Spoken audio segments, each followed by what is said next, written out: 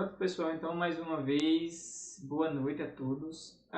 Essa disciplina é a disciplina de linguagem de programação 2. Aqui nós vamos aprender basicamente sobre orientação a objetos em linguagem de programação 2. Vocês já tiveram a disciplina de algoritmos e linguagem de programação 1, então eu acredito que vocês já têm uma certa maturidade com a programação de computadores. Se ainda não tem, o segredo é praticar mesmo. Praticar bastante e utilizar os fóruns, o próprio Google e outras ferramentas online para tirar algumas dúvidas, tá bom?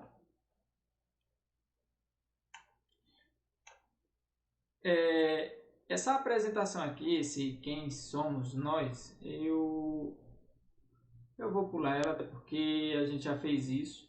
A turma é bem numerosa. Eu faço até muitas vezes com os estudantes uma reflexão sobre esse quem somos nós, quem é você, quem é eu.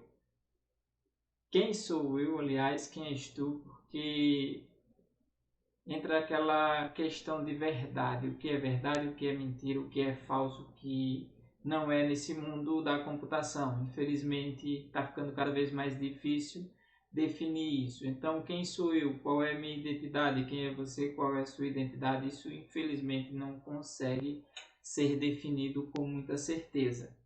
Então, com o passar do tempo é que você vai ter as suas próprias respostas. E eu acho que essa pergunta aqui é uma pergunta bem interessante para a área da filosofia, mas que você precisa refletir sobre ela.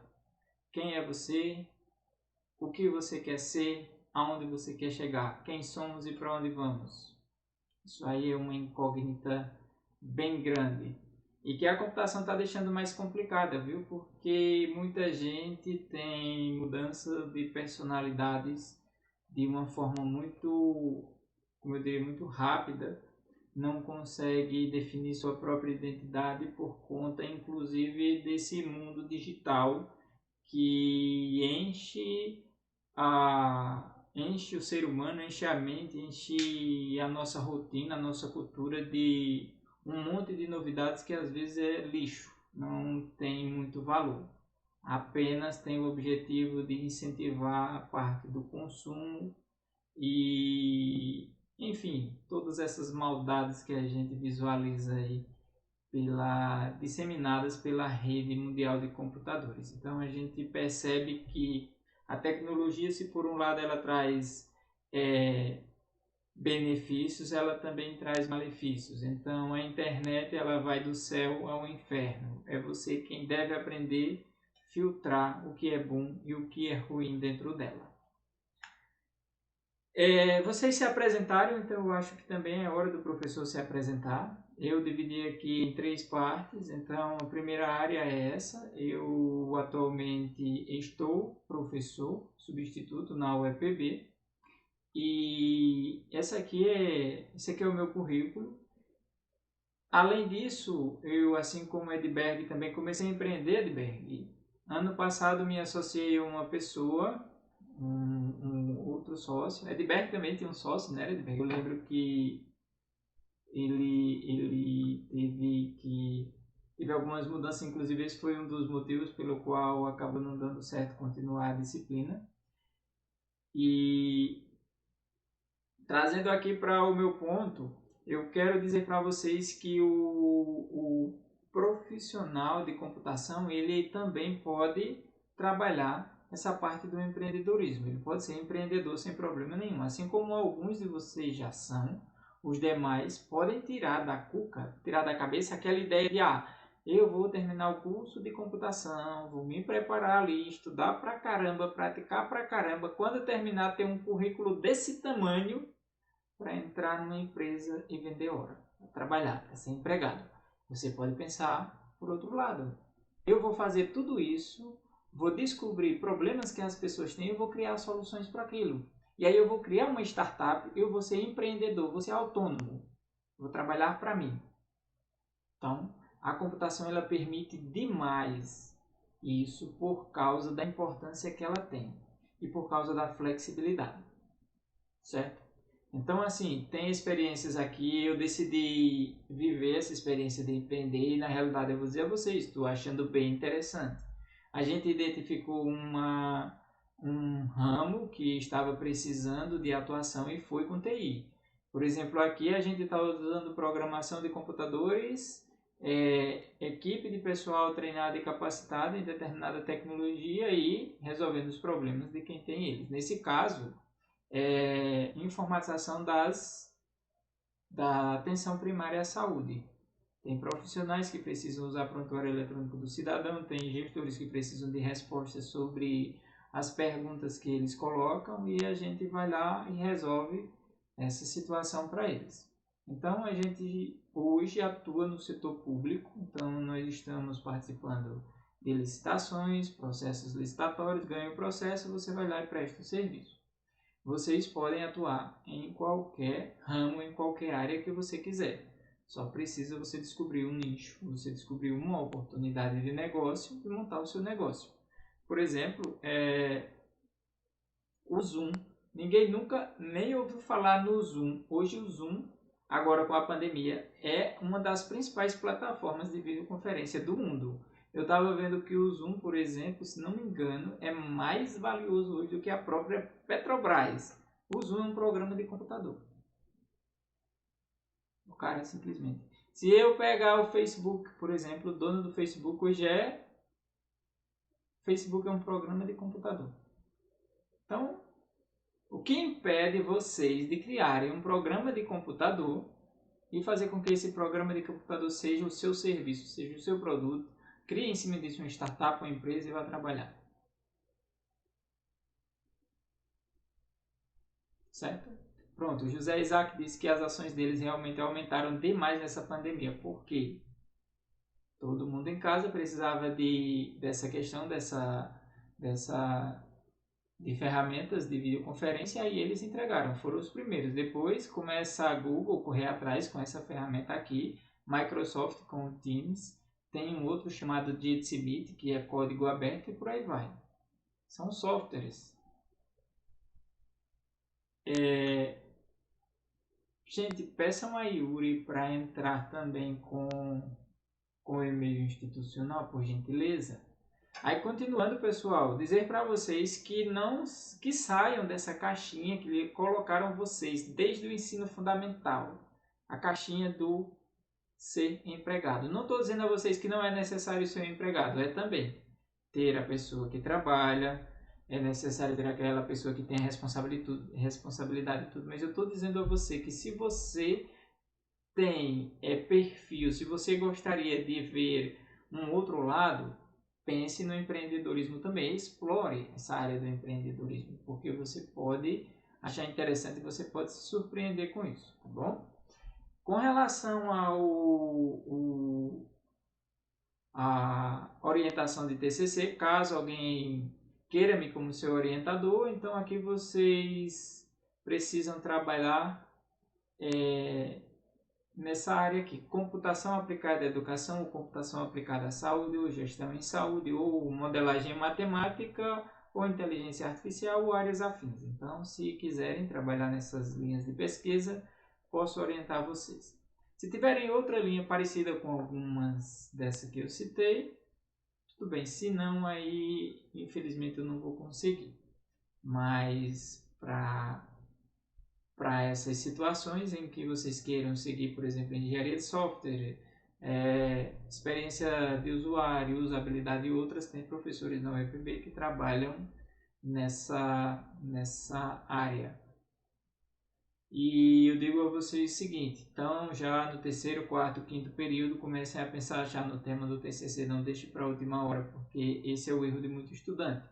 Deixa para a última hora ali, o penúltimo período, último período, aí chega lá, está sem tempo, não tem condições, porque as disciplinas aumentaram, porque a dificuldade ficou maior, você está envolvido em projetos, em extensão, muitas atividades, e você acaba ficando meio que perdido. Então, se você já conseguir chegar lá com alguma coisa em mente, é meio caminho andado, aí é só desenvolver. Isso aqui foi o roteirinho para vocês já responderam ele, que bom. Eu comecei colocando esse roteirinho na plataforma, lá no Class, e aí vocês deveriam, de dentro do Class, analisar isso, produzir um vídeo, postar no YouTube, marcar como não listado e colocar o link dentro da plataforma. Quem conseguiu fazer isso, meus parabéns. Quem não conseguiu, é fundamental tentar fazer, porque isso vai servir como primeira exercitação. Vocês vão perceber quando eu falar de avaliação que a gente vai usar muito essa logística, tá bom? Tem esses dois links aqui lá na plataforma também, lá na semana de ambientação, que eles são bem interessantes. Primeiro porque, por exemplo, poucos de vocês decidiram hoje abrir o vídeo, vocês preferiram só falar. E não é que isso é ruim, mas também não é bom. Porque a comunicação hoje é a principal ferramenta do profissional. Aquele programador de antigamente que ficava dentro de um quarto trancado recebendo pizza e o pagamento e os problemas e resolvendo, que o pessoal tem a ideia de programador como aquele cara que fica num porão fedorento, não toma banho, não... enfim, aquela coisa toda, não é? É assim que aparece nos filmes, aquele hacker, aquela coisa, barba comprida, cabelão, aquele negócio. Então vamos pensar no programador como um cara diferente, um cara de negócios? Vamos pensar no programador como aquele cara que consegue ver um problema, montar uma solução e depois de montado ele consegue desenvolver habilidades para explicar, justificar e vender aquela solução. Imagine só, você criou, você desenvolveu quem melhor do que você para explicar e argumentar sobre aquilo.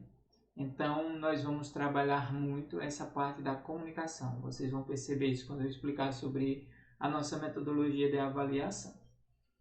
Esse vídeo aqui ele vai falar sobre as habilidades do profissional do futuro, e esse outro vídeo aqui ele é interessante porque ele mostra para você como é que seu cérebro aprende. Como é que seu cérebro aprende? Então, em resumo, eu vou dizer para vocês que a gente tem dois tipos de memória. A memória de curto prazo, onde algumas coisas ficam. Por exemplo, o número de telefone, alguém fala para você, se você não anotar, você esquece, porque está na memória de curto prazo. É a memória de longo prazo. Essa memória de longo prazo é bacana. Então, atividades como andar de bicicleta, nadar, andar de carro, dirigir e pilotar moto são atividades que, para você conseguir realizar com sucesso, você vai precisar praticar um bocado. Todo mundo sabe disso. Tem um pouquinho de teoria, depois é prática, prática, prática, prática. E aí, à medida que você vai praticando, aquela habilidade ela vai sendo armazenada na sua memória de longo prazo. Aí fica automático na sua cabeça. Mas andar de bicicleta, pilotar moto, guiar moto, no caso, dirigir carro e nadar, são 4 atividades que você precisa praticar. E na computação a gente tem muito isso, é muito necessária a prática, mas muito mesmo. Na realidade, todas as áreas do conhecimento, mas a computação é um pouquinho diferente, principalmente a programação.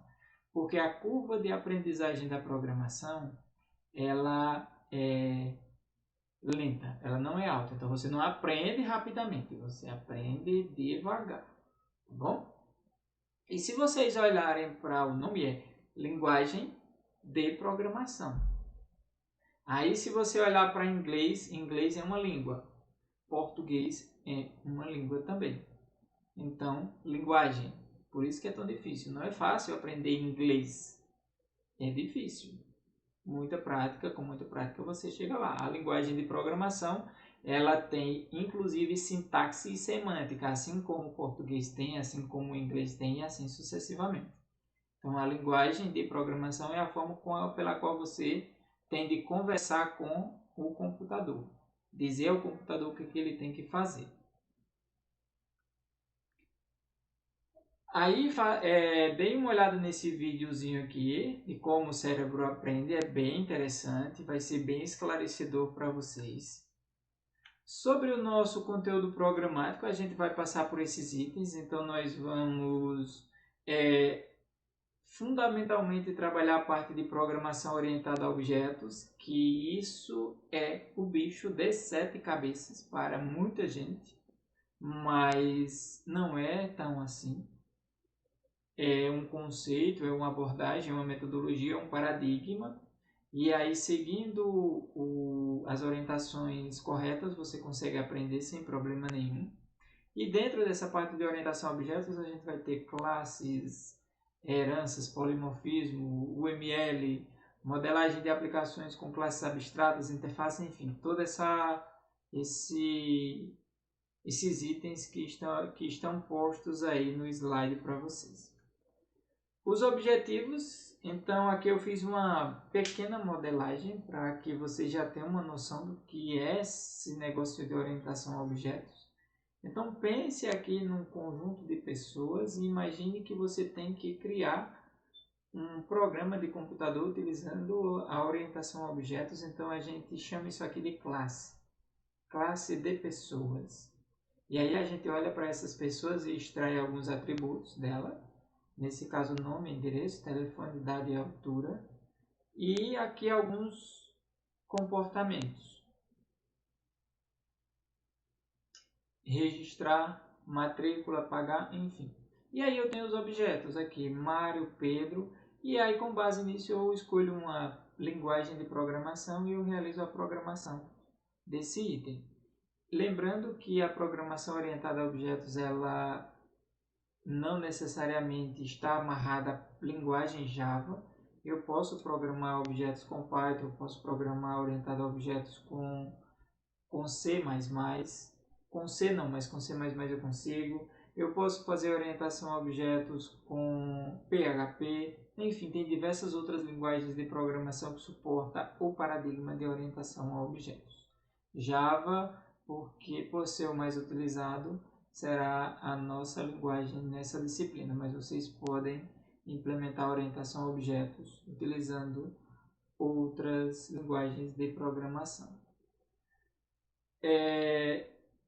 Nessa seção de materiais e métodos, eu vou explicar quais os materiais a gente vai utilizar no curso e qual a metodologia. Nossas aulas serão trabalhadas da seguinte maneira, né? Nós vamos trabalhar 3 para 1. 3 aulas assíncrona e uma aula síncrona. Em resumo, nós vamos ter semana não, semana sim. Por exemplo, essa semana não tem aula síncrona, mas a semana que vem tem. Por quê? Nós temos duas aulas por semana. E aí, tendo 2 aulas por semana, 2 essa semana, 2 semana que vem faz 4 aulas. Ou seja, 3 aulas dessas eu vou considerar de maneira assíncrona e uma aula síncrona. Na aula síncrona tem-se a questão da obrigação da presença. Nas aulas assíncronas não vai ter questão de falta, mas na aula síncrona, quem não tiver presente e não tiver justificativa, aí a orientação é passar a faca na frequência. A gente tem essa orientação.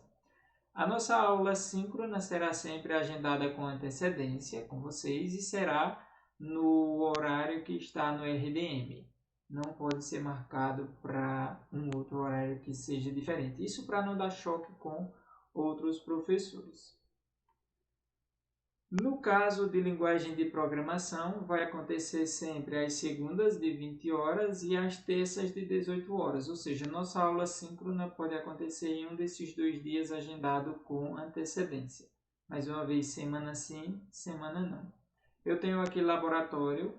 A cadeira de laboratório ela acontece uma vez por semana também. E ela também vai ter aula síncrona. Então, nós vamos trabalhar bastante isso. Antes de falar da nossa avaliação de aprendizagem, eu trago aqui uma pirâmide. Essa pirâmide ela é conhecida como pirâmide de aprendizagem de William Glasser. E essa pirâmide ela resume mais ou menos como você aprende. Então, olha só. Segundo este autor, quando você lê, você retém apenas 10% daquilo que você leu. Então, ler não é tão legal. E a gente sabe disso, né? Tem algumas pessoas que amam ler, tem outras que odeiam ler. E tem outras que gostam do audiobook, que em vez de ler, ele escuta. Tem outras que gostam de assistir e por aí vai. Então, varia muito de pessoa para pessoa. Mas aqui, disse que a leitura, ela é bom, mas não suficiente, você só retém 10%. Enquanto que quando você faz alguma coisa, você aprende 80% daquilo que você fez. E aqui é interessante a parte da aprendizagem dos exemplos que eu dei, por exemplo, aprender a andar de bicicleta. Então você está fazendo, por isso que você aprende. Se você ficar lendo manuais e escutando alguém falando sobre como andar de bicicleta, beleza, você não vai aprender a andar de bicicleta. Você vai precisar fazer, você vai precisar andar, que é para chegar lá. E essa parte aqui é até empiricamente concordável, aceitável, porque para ensinar alguém você vai precisar primeiro aprender sobre aquilo. E quando a gente ensina, à medida que a gente aprende mais ainda. Então, eu ao chegar aqui e dar uma aula agora para vocês, eu aprendo muito mais do que vocês. Porque eu cheguei a estudar esse conteúdo até muito mais do que vocês. Então, isso é natural. Por isso que disse que quando se ensina aos outros, se retém ou aprende 95% daquilo. Isso não é à toa, porque para ensinar você vai precisar explicar, resumir, estruturar, definir, generalizar, elaborar e ilustrar. Então requer muito mais esforço para aprender.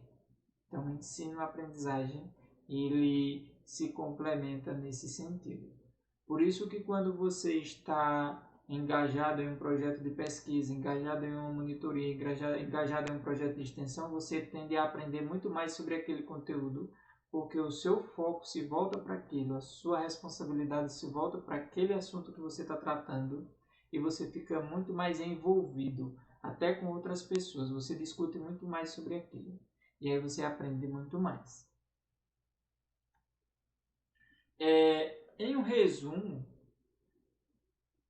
isso aqui é a nossa cabeça, nesse caso sua cabecinha, as duas metades do cérebro.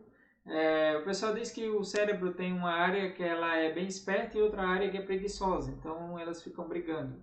Uma é responsável pela ação e outra é responsável pelo descanso. Não sou da área de neurologia, não tem como dizer para vocês que isso é 100% certo. Mas algo eu consigo falar com propriedade. Quando você vai aprender algo novo, esse conteúdo novo, essa novidade entra pelos mecanismos de recepção que você tem, que são os olhos, nariz, ouvidos, principalmente eles, tato também, a experiência nova, então você recebe essa novidade. No caso da aprendizagem, isso você pratica, isso se associa com outros conhecimentos que você já tem aqui dentro, e aí essa junção do novo com a prática e a associação com o que você já sabe, ele vira aprendizagem. Ou seja, entra primeiro pela memória temporária e aos poucos vai passando para a memória permanente. Uma atividade fundamental para você aprender é dormir. Isso é interessante, dormir. Então, aquela ideia louca que você tem na sua cabeça de passar a noite acordada, estudando para a prova pela manhã, provavelmente não vai dar certo. Porque é durante o sono que as suas atividades cerebrais elas se organizam e aí essa transição de aprendizagem da memória temporária para a memória permanente acontece. Por isso que quando você fica muito tempo sem dormir, você esquece as coisas com muito mais facilidade. Então, durmam. Pratiquem atividade física regularmente, isso é bom também. Se alimentem bem e estudem bastante. Não tem outra saída ainda. Agora vamos falar da nossa avaliação. Como nós vamos trabalhar. Aqui é a surpresa que eu disse para vocês. Nós vamos trabalhar com ciclos de 15 dias. Então, a cada 15 dias, conteúdo novo e uma lista de exercícios. Vocês vão resolver a lista de exercícios e no final da semana, dos 15 dias, vocês vão apresentar em um vídeo uma ou mais soluções dos exercícios que vocês montaram. Vão pegar essa apresentação, jogar lá no seu canal do YouTube e compartilhar comigo o link. Pronto, simples assim. Não teremos provas, é sem estresse. Também não quero que vocês estejam preocupados que o vídeo tem que ser com o design, as cores, com o áudio. Não tem problema. Não tem problema se tiver um cachorro fazendo au au, o gato fazendo miau, o papagaio chamando vovó, mamãe, papai, o menino chorando, o seu sobrinho batendo na porta, o galo cantando, o bode berrando, não tem problema nenhum. Eu quero compreender, saber se você entendeu o processo. Eu quero saber se vocês conseguem explicar aquilo que vocês estão aprendendo. Então nós vamos trabalhar nessa lógica. Tenho certeza que depois de um tempo você começa a ficar tão bom que aí vocês vão estudar videografia, audiografia e vocês vão conseguir produzir conteúdos com outra qualidade. Agora, o foco é conseguir explicar aquilo que você está resolvendo. Professor, eu peguei aqui Você passou para a gente um exercício e aí eu vi que tem uma solução pronta lá na internet. E eu peguei ela e trouxe. Tranquilo. Consegue me explicar o que é aquilo? Porque se você conseguir explicar, está resolvido para mim.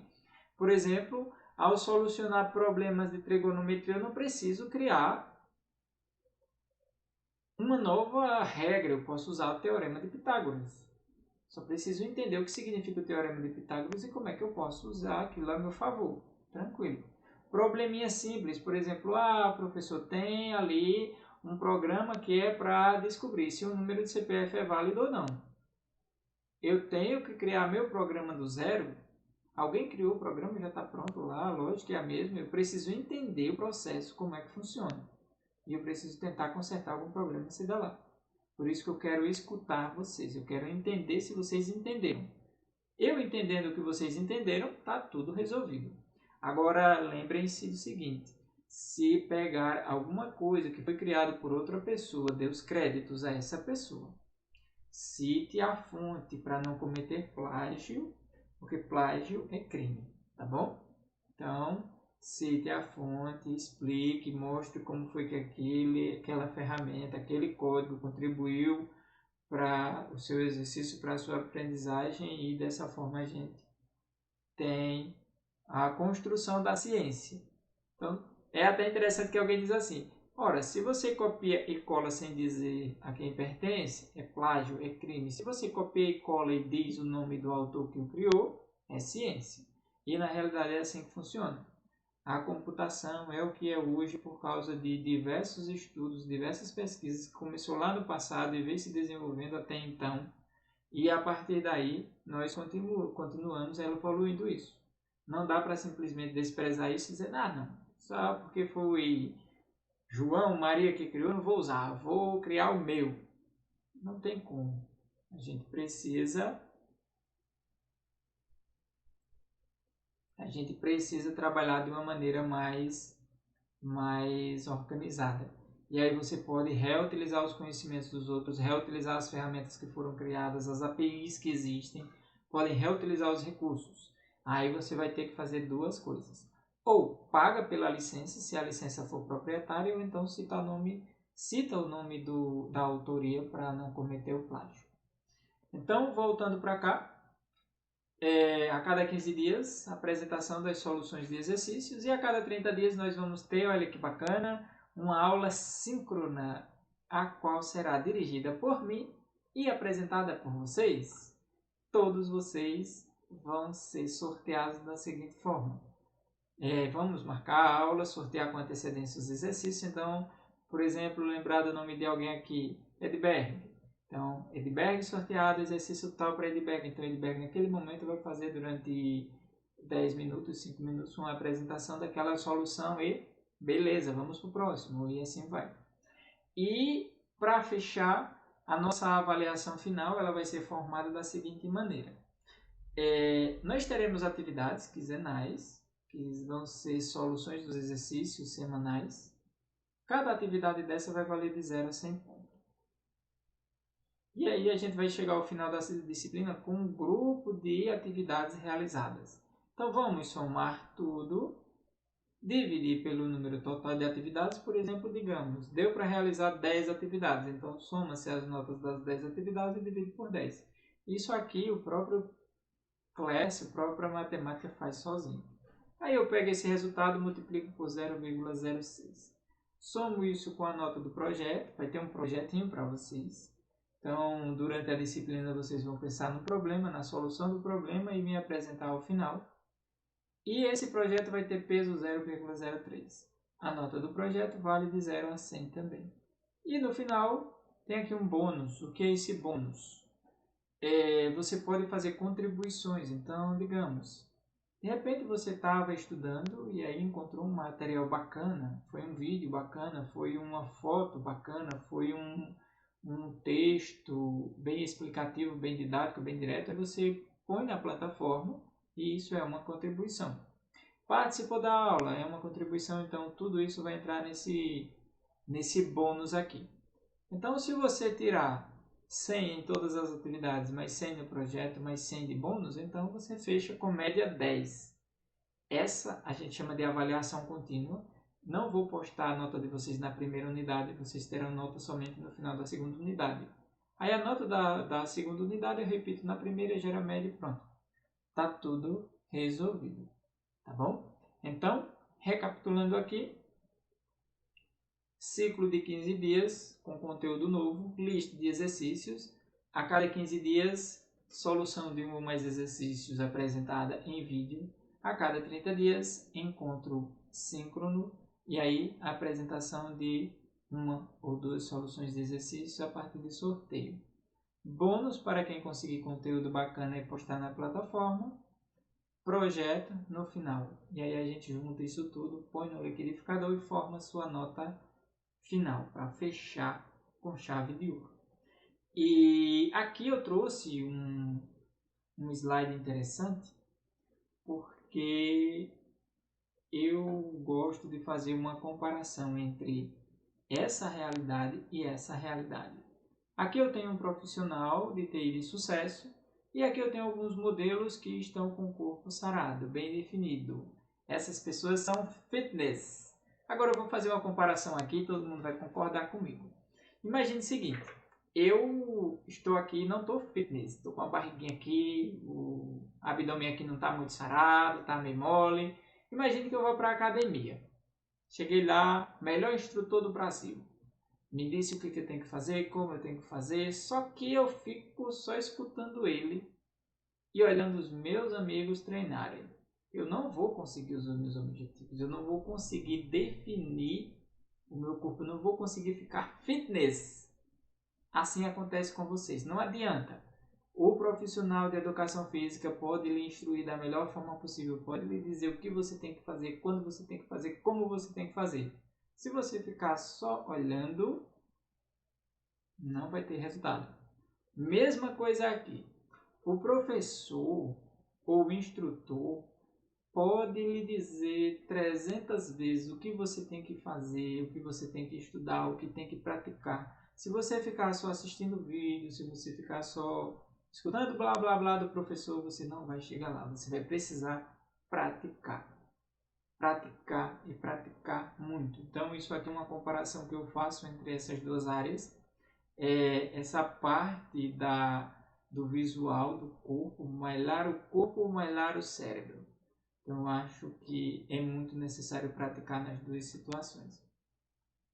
E tem uma realidade que talvez você já tenha presenciado, que é a seguinte: você já deve ter visto alguém dizer: nossa, fulano ou cicrano, Terezinha ou Joana é inteligente. Joãozinho é inteligente. É muito inteligente. Na realidade, eu acho que é um pouco desmerecer a pessoa por chamá-la de inteligente, com aquela, como eu digo, aquela sensação, com aquela coisa de quem quer dizer que a pessoa não faz esforço nenhum. Ela é inteligente, então ela simplesmente olha e já aprende, ela olha e já faz, não precisa fazer muito esforço, não precisa transpirar, não precisa suar a camisa. Thomas Edison ele já dizia algo interessante, eu acho que vocês já ouviram falar nisso, que gênio é 1% de inspiração e 99% de transpiração. Ou seja, quando você fala que alguém é inteligente, fale com a sensação, fale com o sentimento de que aquela pessoa ela vamos dizer, acorda cedo, ela se esforça, ela batalha, ela sua, ela pratica, ela treina. Porque se você colocar essa palavra inteligente com o sentido de que a pessoa é inteligente, então não precisa fazer muito esforço não, ela aprende, as coisas caem do céu para ela. É igual falar do empreendedor como aquela pessoa que tem sorte, fulano tem sorte. Na realidade não é sorte, é trabalho, é suor, é transpiração. Então, espero que esse slide aqui sirva de motivação para vocês. Dizer para vocês que a área da computação é uma área muito interessante, é uma área que ela está em qualquer área, em qualquer outra área, é uma área que vai ser responsável por matar muitas outras áreas e profissões. Eu assisti recentemente, eu vi uma charge recentemente de um helicóptero com um cameraman e um piloto. E aí do outro lado um drone. E aí tinha-se a seguinte explicação. O drone, de uma só vez, acabou com o trabalho do piloto e com o trabalho do cameraman, que ficava lá no helicóptero. Então, essas são duas atividades que não são mais necessárias por causa dessa tecnologia. E como é que o drone funciona? Computação. O que tem no drone? Computação.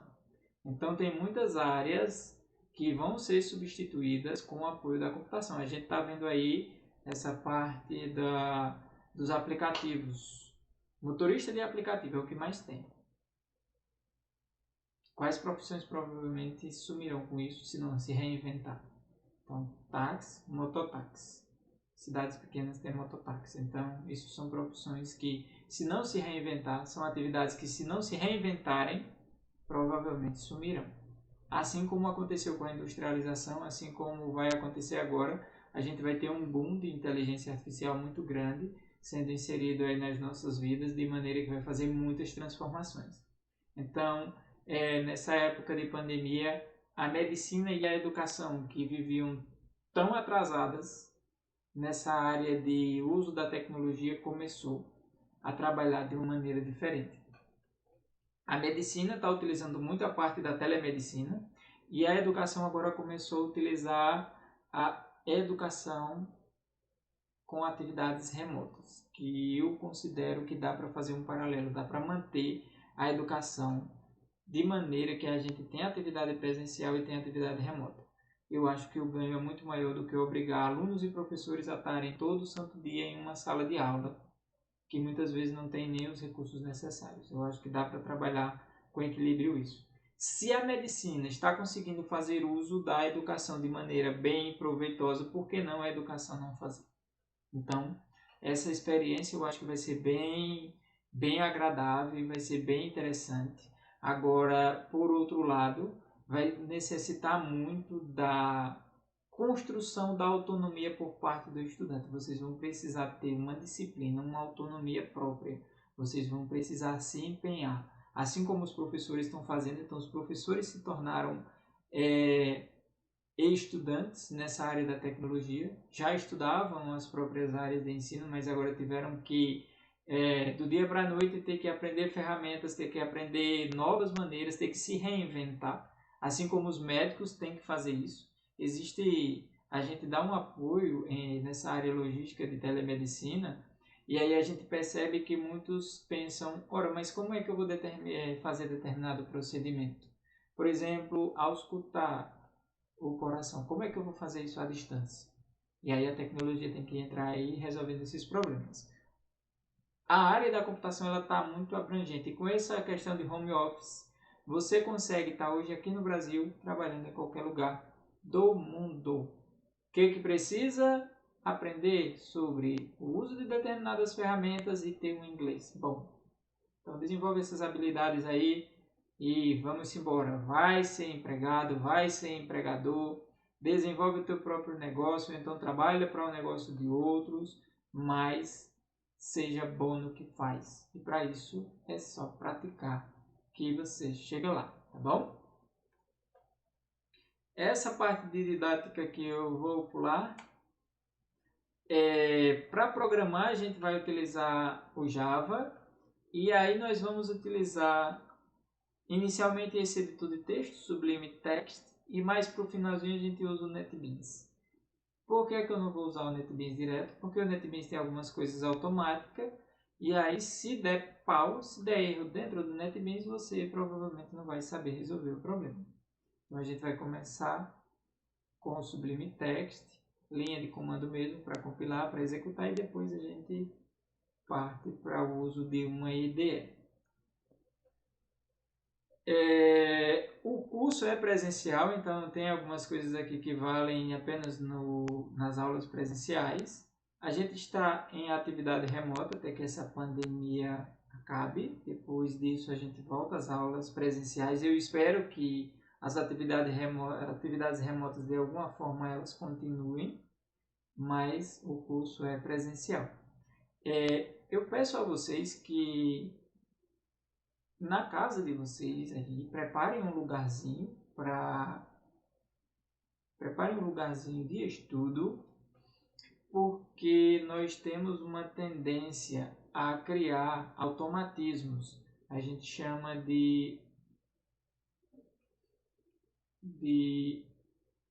é uma espécie de automação mesmo, me fugiu a memória aqui, mas veja só. Você, quando anda, não fica dizendo perna direita, perna esquerda, perna direita, perna esquerda. Isso ali já está interno, seu cérebro já sabe fazer. Quando você entra no quarto, que tem uma cama lá, o que você faz sempre? Dorme, deita e dorme. Cria hábito, muito bem, José Isaac. Deita e dorme. Então, eu não sei se você já tentou estudar na própria cama que você dorme, ou então estudar deitado no sofá depois que almoça. Não vai dar certo. Por que não vai dar certo?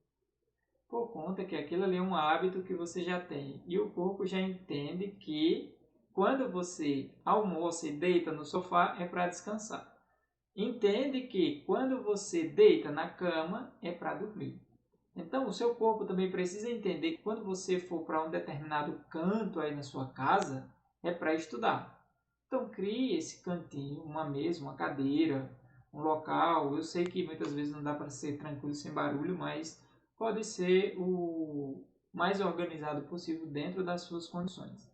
Elimine as distrações, principalmente o celular. Então, se você não usa o celular para estudar, deixe ele longe, não deixe ele perto, deixe ele longe. E aí se dedica àquela atividade que você tem ali naquele momento, durante um tempo. E aí você pode utilizar técnicas, por exemplo, a técnica Pomodoro ela é interessante porque você com ela você consegue dedicar uma fatia de tempo, por exemplo, em 1 hora, 25 minutos dedicado único e exclusivamente à atividade que você está fazendo, seja estudando, trabalhando, fazendo outra coisa. Aí você terá 5, 10 minutos para mexer em outras coisas, fazer uma caminhada, tomar água, ver redes sociais, terminou, volta. Então é disciplina mesmo. Então façam isso aí na casa de vocês, que vocês com certeza vão ter sucesso nessa e em outras componentes curriculares também.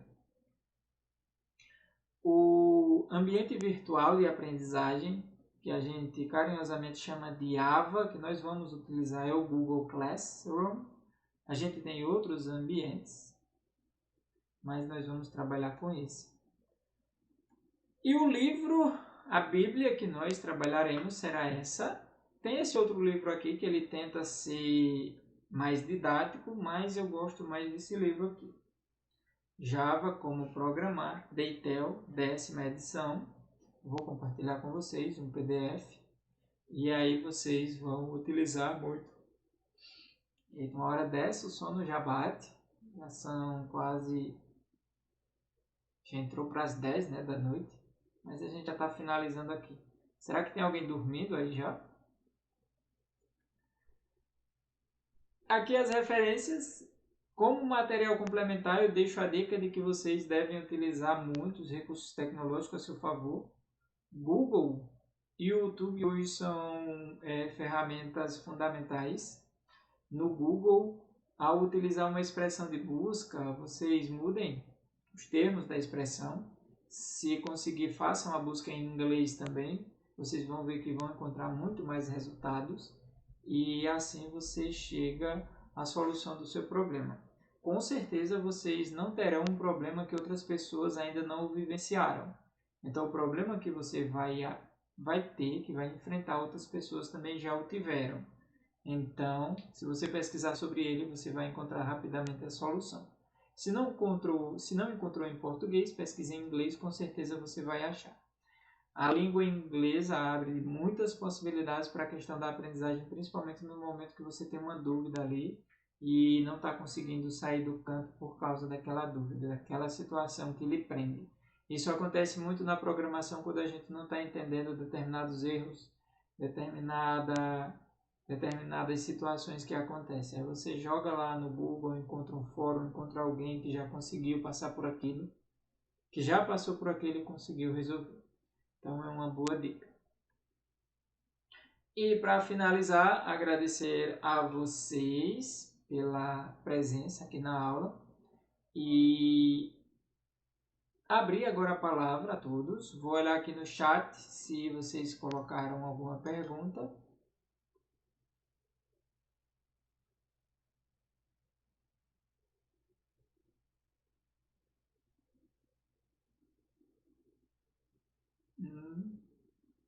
Não tem perguntas aqui.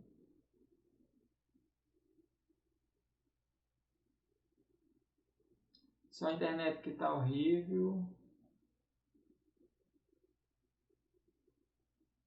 Vídeo. Pronto, ninguém fez pergunta no chat, mas agora é a hora. Tem dúvidas, pessoal? Alguém não compreendeu alguma coisa e quer perguntar?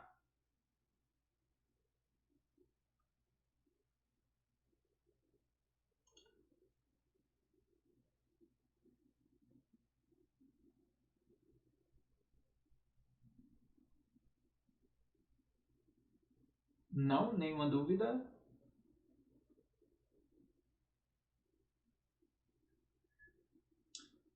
Ah, sim, estou olhando agora. O link do programa será colocado no Class? Sim. Só não deu para entender alguma coisa do slide porque a net ficou horrível.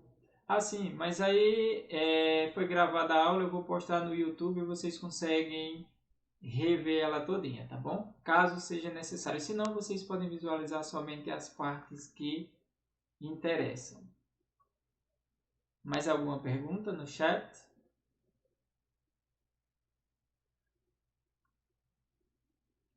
Isaac. Ah, sim, Isaac. Você pode usar o VS Code, você pode usar o bloco de notas, pode ficar à vontade. Não tem essa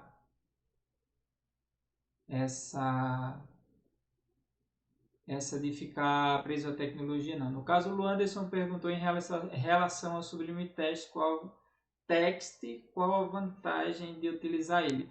Isaac, eu gosto dele simplesmente ele é clean, ele é limpo, então você tem uma área maior para trabalhar, você não tem distrações, e aí ele tem uma formatação bem bacana, e ele entrega uma visualização bem interessante da codificação. Isso a gente também consegue com o Notepad++, mas aí é só preferências mesmo. Você pode utilizar outros se assim for do seu interesse. Pronto, o Victor gosta do Notepad++, tudo bem, pode ficar à vontade para utilizar, não tem problema nenhum. Inclusive o próprio Word, se quiserem utilizar o Word, ou então outro editor de texto, pode ficar à vontade. Mais perguntas?